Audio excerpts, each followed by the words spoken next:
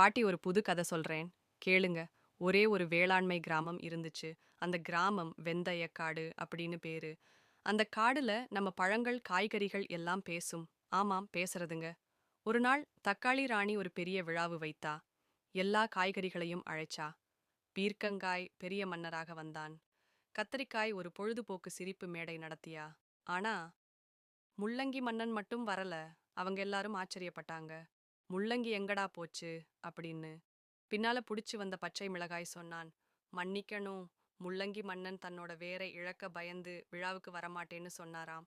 தக்காளி ராணி மெதுவா போய் முள்ளங்கி மன்னனோட வீட்டுக்கு போனாங்க.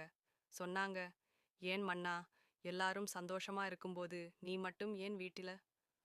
முள்ளங்கி மன்னன் மெதுவா தலை நிமிர்ந்து சொன்னான், நான் அடிக்கடி மேலே தெரியறதில்ல. மண்ணுக்குள் தான் இருக்கேன். யாரும் என்னை பார்க்க மாட்டாங்க. எனக்கு அவமானமா இருக்கு. அதுக்கு தக்காளி ராணி ஒரு நிமிடம் சிரிச்சிட்டு சொன்னா, அடப்பாவி, நீ இல்லாம என்னோட சாம்பார் எப்படி சுவையாக இருக்கும்னு யோசிச்சு பாரு. நீதான் சுவையின் ராஜா அப்படின்னு சொல்லியதும் முள்ளங்கிக்கே ரொம்ப சந்தோஷம்.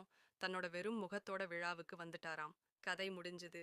கதையின் நற்செய்தி: யாரும் தன்னை குறைவாக நினைக்க வேண்டாம். ஒவ்வொருவருக்கும் தங்களுக்கான முக்கியத்துவம் இருக்கு. தோற்றம் அல்ல, உள்ளம்தான் முக்கியம்.